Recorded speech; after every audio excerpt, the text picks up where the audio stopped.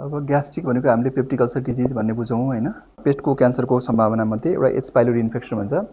H pylori इन्फेक्सनले peptic ulcer disease पनि गराउँछ। स्टोमकको क्यान्सर गराउनमा एकदम धेरै इम्पोर्टेन्ट कज हो त्यो एच पाइलोरी इन्फेक्सन।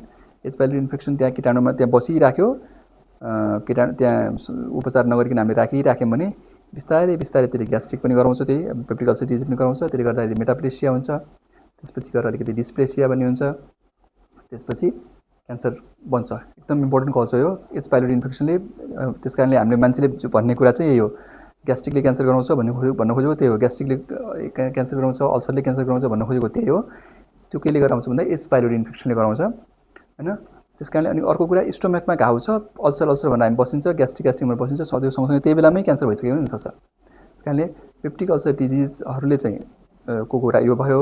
एउटा बुढो मान्छेमा ग्यास्ट्रिक भयो भन्ने बित्तिकै बुढो मान्छेमा ग्यास्ट्रिक भयो भन्ने बित्तिकै चाहिँ इन्डोस्कोपी गर्ने र त्यो जुन ग्यास्ट्रिक छ, जुन घाउ छ, त्यसबाट बायोप्सी गरिहाल्ने। त्यो क्यान्सर भइसकेको पनि हुनसक्छ है। त्यस कारणले त्यो एच पाइलोरी इन्फेक्सनले गराएको क्यान्सरलाई यसरी कोरिलेट गराएको हो जस्तो लाग्छ मलाई कुराहरू भनेर।